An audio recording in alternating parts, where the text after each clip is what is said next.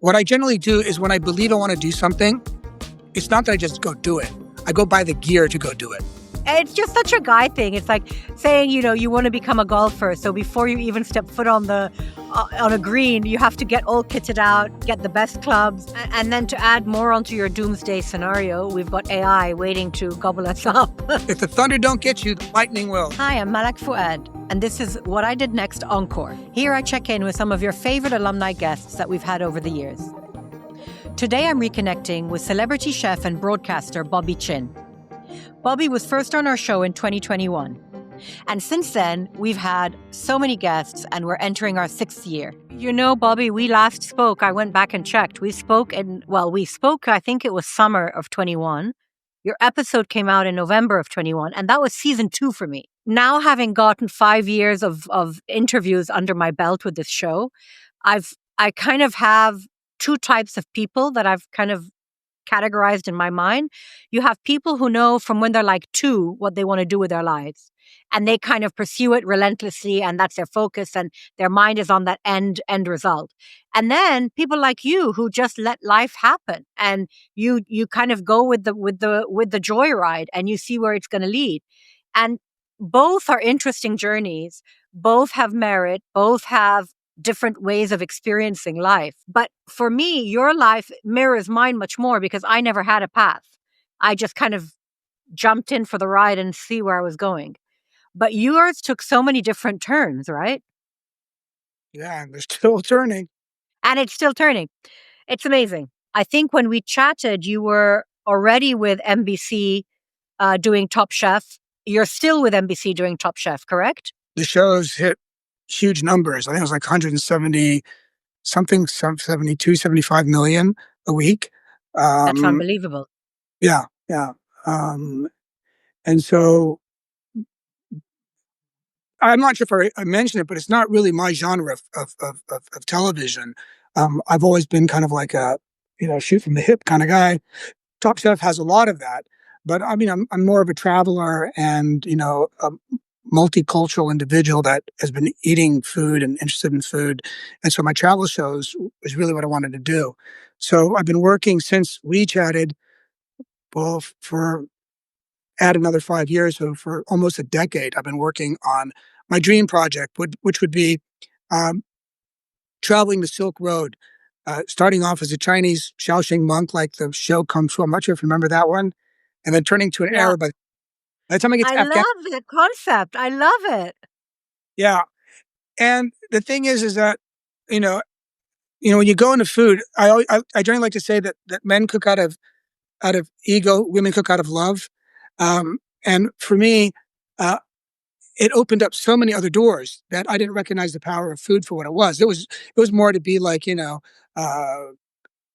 be able to work with your hands, start with the raw product, end with something really incredible, and execute with absolute precision would have been my dream job 30 years ago. But then all of a sudden, you realize that food is 33% of greenhouse gases. So it's a third wheel of climate change of those. Yeah, you were always very passionate about the climate change element with regards to cooking. I remember that. Yeah. And so because people knew me for that, so all of a sudden, like, okay, we'll make you the ambassador for WWF on sustainable seafood, and the Coral Triangle initiative to bring greater attention to this Amazon and the ocean, which is down between Malaysia and Indonesia. There's a triangle of a lot of biodiversity, and then because of that, and because I was in Vietnam and I fed all the people that were managing the money and the funds and all that stuff. There's another company which I'm the ambassador of called Nutrisan, which is a seaweed company. And the seaweed is something so colossal because, 75% of our planet is water, but we're not farming on it. But seaweed there's many different types of seaweed growing at different depths and different temperatures. But this seaweed in warm waters basically oxygenates the ocean, is a carbon sink, creates coastal job and overfished communities, increases biodiversity, and as a product, it is a supplement for animal feed. So they tested it on dairy cows, and it increases the milk solids by 12%. and decreases methane gas by 58%. I So had no idea. That's unbelievable. Yeah. yeah. There's also carrageenan that comes out of it as well. Carrageenan, Yeah. what you find in your toothpaste and your face creams and all the expensive stuff, but the high end stuff. And so I'm an ambassador for that. Um, been working on this show with the Silk Road idea of Yeah. talking. Tell me more about that, Bobby. Have you found a channel, a network to pick Yeah, that up? Discovery Network is interested in it. The Chinese are interested in it. The thing is with television, this is a big production. I mean, because Yeah. and they're all interested, but you got to find the money, and so the money's the trickier part. So Hmm. ideally, I could go get it funded by NBC, but NBC is also, changing. Yeah, it sounds to me like this would be ideal for a streaming service like Netflix because they love these series. Well, the thing is that I was very interested in. I'm also because of food. I Yeah. became very much more knowledgeable about the nutritional aspects of food and the consequences of food and for sourcing our food and what we really should be eating. That it's not what we eat. We used to say you are what you eat, but we are what we eat eats. Right. So Yes, yes, uh, yes, absolutely. right. It's So a our whole chain, right? It's a complete chain. Yeah. right. And so looking at the Silk Road, it wasn't about just about the food. To me, um, it was about exchanging of ideas and cultures. It was about, look, religion passed through there. Rice started off in China, and there's also rice in India. And all of a sudden, that whole story of rice alone, or salt, or silk, and the exchange of all those ideas is something that I think um, it's almost like plants, whereas we're animals, right? So animals, it's the Darwinism of fittest, strongest, and reproduction of the fittest. And then if we're in that environment in anything, I kill my competitor, I put him out of business. I mean, we do horrible things, because that's what you would do in that type of environment that we've created. The Yeah, and plant you can even look at it from another point of view, which is like the geopolitical point of view, going back to Marco Polo, looking at how food got moved from place to place, how it influenced different cultures after it got moved. I mean, there's all that aspect of it as well, which I find really interesting too. I'm talking more about the cooperation that we can cooperate and we exchange. That's what the Silk Road did for me. It wasn't about like, okay, I need to control all this, right? Yeah, yeah, It was trade. Um, so that's a kind of like my dream project, which is taking forever. It's been more than 10 years. I got a world class production company, that I told you that was the Bourdain team that approached me to see whether yeah, or not yeah, I got Discovery. I just need someone that can write a check to put the whole yeah, thing together. And I just was in yeah. London.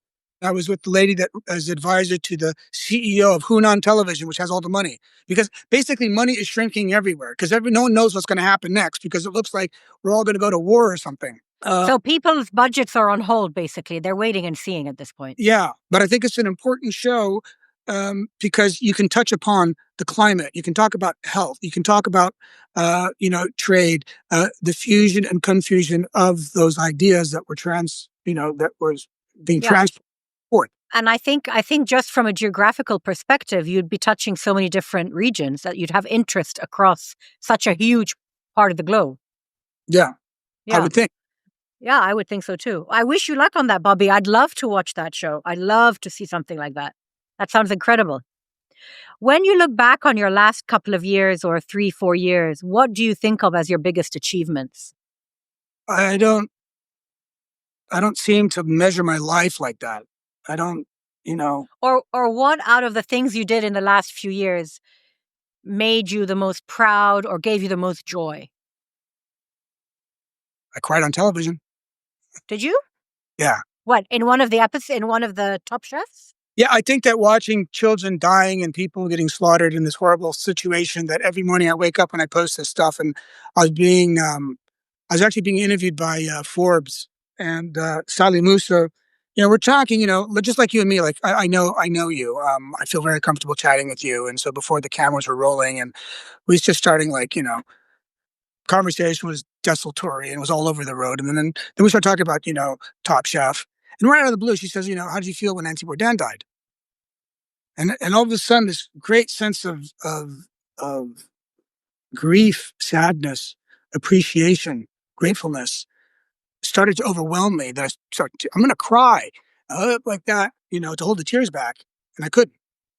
And I was like, but now I think it's more, I'm more emotional than ever.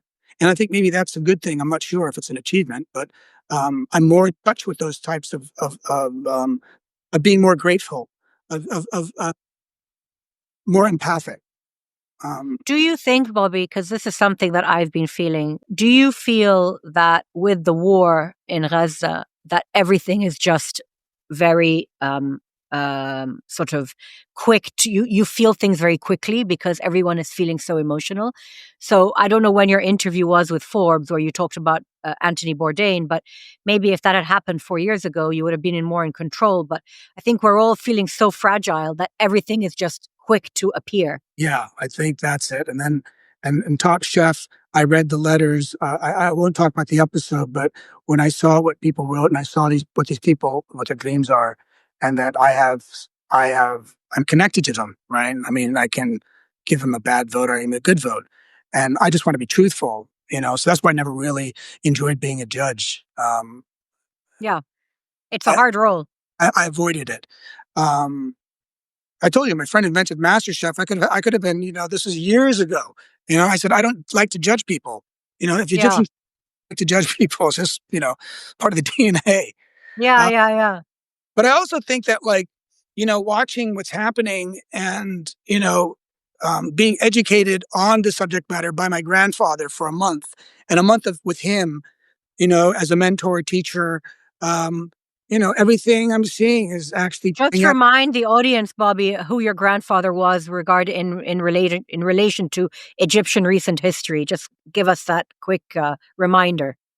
My grandfather, Saaduddin Shazli, who was the chief of staff of the armed forces, who planned, basically modernized the Egyptian army and got them into fighting spirit within, uh, 2 to 3 years without an air force, and took the impenetrable Bar-Lev line, and is considered the golden general and one of the top generals of the century. And we're talking about the 70s here, correct? 73 war. You were very young then, obviously, listening to his stories at the time. Well, his stories are one thing. I moved to Egypt when I was 8 years old. So, every Friday he took us out. And at the end of the day, he had time to teach me how to play chess. He educated me. He taught me a lot. And he was 52. I was 8. So, or he was 50. I was 8. He's 40, 42 years older than me and 2 days. Imagine that. So he Yeah. was more like a father figure. And so when I'm reading all this stuff, I was shocked. I was really disappointed that this was really the truth. And now I'm watching the truth being played out. The whole world's Mm, understanding. For the years that I, said, well, this isn't right and this isn't fair. It was actually my bonding experience with Anthony Bourdain, because we were having an argument about it and he was starting to spew out a bunch of American nonsense. And I said, dude, you drank the Kool-Aid. If you want to know the facts, I'll give you a 101 yeah. on it. Yeah. And Well, I think he got a harsh education via his show, right? When he started traveling around and he saw things from a local perspective, and I think his eyes got opened. I interviewed this guy who's an Egyptian American slash Canadian, much younger than us. He's a journalist, and he wrote a book called "One Day Everyone Will Have Always Been Against This." yeah, And he kind of shot to fame because of this book, and he basically talks about the hypocrisy of the West, the failing of Western liberalism. And for me, like you, having one foot here, one foot there, um, I was he put into words stuff that I was thinking and feeling, and like me, a lot of my friends are feeling the same thing. And we aired the interview in August, and that's what a lot of people in the Middle East, around the world, who are of half this, half that, or have lived, in a Western context for most of their lives, are feeling completely betrayed, and that they have to reassess their entire worldview in light of what's going on. And that's exactly how I'm feeling. how many people died? Yeah, yeah, Whatever, yeah, it will be dwarfed by climate change. Okay. So the yeah, disaster, if we can't fix this, then an existential threat of climate, which we're seeing all over, not connecting the dots. All right. 14% of greenhouse gases, 14% of deforestation is to feed an animal. 70% of our agricultural land is to feed an animal. I think we got our priorities all screwed up. I think we really got to figure out something better than the system that we're living in, because the the extraction and exploitation of resources with a society with unlimited wants, okay, with greater efficiency at exploiting those resources is a recipe for disaster. The planet's warning us, and we're doing nothing. And then to add more onto your doomsday scenario, we've got AI waiting to gobble us up. So it's just like from every corner, we're being hunted, basically, right? If the thunder don't get you, the lightning will, as Jerry Yeah, Garcia. yeah, exactly. I mean, that's how there's this feeling of like end of days. I think a lot of people are feeling kind of consumed by, it's kind of scary. We talked about a couple of things today. Top Chef, you're working on this movie. What is taking up the most of your time these days out of your different projects? Well, I mean, my mother's health hasn't been great, and so I was just in London, kind of like spending more time in college, spending more time with her, and recognizing that I've lived away from home most of my life, and so spending more time, I think, with my family is something that I've Yeah. never really, and it's been actually uh, since COVID. Actually, COVID changed all that. What I generally do is when I believe I want to do something, it's not that I just go do it. I go buy the gear to go do it. Right. So You're all in. You're all I'm in. there's no excuse. And so, okay, so now I'm going to start recording, because I go to recording studios and I record like songs and stuff. I'm like, I'll just do it in my house. So I got an a noise Yeah. reduced But that's space. such a guy thing, Bobby. That is such a guy thing. What's that? It's like, it's just such a guy thing. It's like saying, you want to become a golfer. So before you even step foot on on a green, you have to get all kitted out, get the best clubs, get the bag, get the whole thing, and then you're ready to start. Well, no, but I'm not starting. I started 15 when I was 15 years of age, Yeah, and I go that's true. in a band, and all of a sudden I don't have a band because I'm no longer in Vietnam. So it's like, well, what do I do? So I'm thinking I'm just going to record this stuff. I'll send the recordings to them, and we can cut, some songs and stuff together. It's just like, is that You there's should form a band in Cairo. I mean, I know a guy who's an excellent drummer. You really guys can start a band. Yeah. well. You should Tell do them. this in person, Bobby. You shouldn't be doing stuff virtually. Life is short. You need to connect. You need to be in real life. I am connecting. I'm just not. Cairo is a little difficult. I mean, Cairo to me, of getting from point A to point B is something that's okay. If it's in London, I'll walk, or should I take the tube, or should I take Yeah, the bus? yeah. I'm going, right. But here, it's like, Are you spending more time in Cairo? I feel that you are. Where you've moved into a space. You're decking it out. Are you trying to spend more time here, just generally? yeah, generally. I mean, I lost a lot of work because of my posts, um, and Did you so really? yeah, Oh wow! I didn't know that. What happened? I was advised to stop posting, because the company does not like to work with celebrity chefs that have a political view. I don't think speaking up for humanity is political. But my Yeah. point is that no one has a problem having me talking about sustainability and climate change in the food system and all the things that we could be doing, and nutrition, and creating dishes that are healthy, or fusing things. I mean, you ask for all these things, and I can bring the politics, the Mhm. ingredients, stuff into a dish. No one says anything to me about that, but because of this one thing. I think that this is all going to be very soon changing. And as the book of Muhammad had said, one day everyone will have always been against this. They're just late to the table. They're late to the party. At one Yeah. point, they're going to have to, you know, join the right side of this. So yeah, I mean, good for you that you stood on principle. I think that's really admirable. All right, let's move on, Bobby. If you had to choose a profession other than what you're doing, what would you choose? I'd be a musician. I mean, I know this because I know you, but what kind of music would you play? Covers. I wouldn't want. Covers. There's nothing new to say. They've written all these Nothing great songs. original? No original music? Don't really feel I have anything to say. When it came to choosing a profession, all right, I did finance because it seems like such a logical thing. No one's going to say, "I want to be a businessman." And that's a bad idea. No one's going to no. And so when I did all the various jobs, from research analyst, hedge fund, floor trader, institutional sales, all that stuff. I didn't like it. But the one thing that I thought I could do was do stand up. And the reason why I went to I went to the Groundlings and I studied under Lisa Kudrow and Kathy Griffin, and I loved it. Twice a week, I'd have the best laugh of my life, and I hung out with a lot of funny people with the biggest class clown. Lisa Kudrow, just so that we can remind our listeners, is Phoebe from Friends. Yeah, and And Kathy she's Griffin. hilarious. The thing with stand up is that you can say things that are totally true, and as long as you laugh, it's okay to say it. Yeah. Literally. It could be Yeah. shock. I can't believe you just said that, right? But you can say the truth. And I always thought that I could use comedy to basically share my perspective of the world, how I see it, you know, and then understanding how to relay that either through space work or acting it out or just dry humor, right? And I felt that that was the way that I could do my imitations,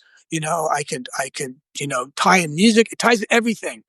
The ones that are like the journalists today, they're getting shot at because you can't say. That's right. But you know what I'm finding fascinating is that there's finally acceptance of Arab comedians in the US. Mo Amir, Rami Youssef, Bassem Youssef. I mean, they're all becoming mainstream and completely integrated, and they're no longer considered other. Tell me, Bobby, I guess you don't have a typical day, right? There's no such thing as a typical day in the life of Bobby Chinn. I'm trying. What would be your ideal day? How about we look at it from that perspective? I don't, honestly, I'm constantly in evolution. I'm like if like, for example, I'd like to go to the club. I'd like to go swim, hang out with my mother a little bit, right? We go swimming together and we hang out and have a little, and sit down and on the Champs-Elysees, they call it in Heliopolis. This is the Heliopolis Sporting Club. Yeah, yeah. I like to play a little music. So, I play guitar for about a couple of hours a day. Um, I think that right now I have no purpose other than taking care of, and being around my family. I get it. Yeah, I get it. And I think that right now I'm going through the process of what purpose would I wish to have. So, for example, living in Cairo, I find it very difficult. The noise, but you can't hear anything because of acoustic, the entire place. Yeah, you've sealed yourself in. Yeah, yeah. Yeah. I try to make it as comfortable as possible, a little music. I'd like to cook. So the whole idea of me here was I was going to have a kitchen. I can shoot my videos, my cooking videos here. I can give cooking classes. I can do private dinners. I could do potentially very, very small level catering where I make the dish, you heat it up yourself. I'll give you a video how to heat it. Yeah, Those are the kind of things that I've been. But simultaneously, I've got projects potentially in Saudi Arabia, Hawaii, Vietnam, and so I'm working towards. I spent years working on something that doesn't come into fruition until 5 to 10 years later. Yeah, they're long gestation period projects. Yeah, I know.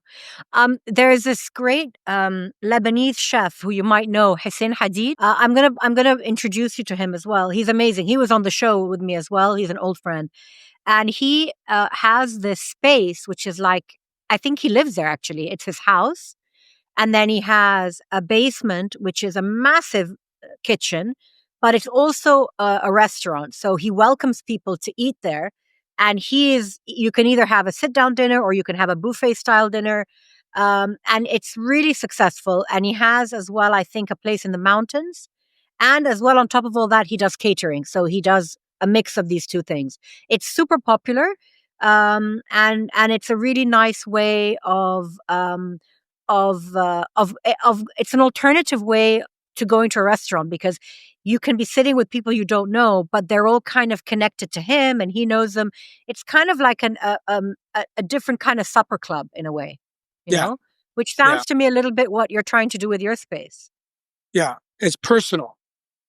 Exactly. And it's almost curated by you, the chef.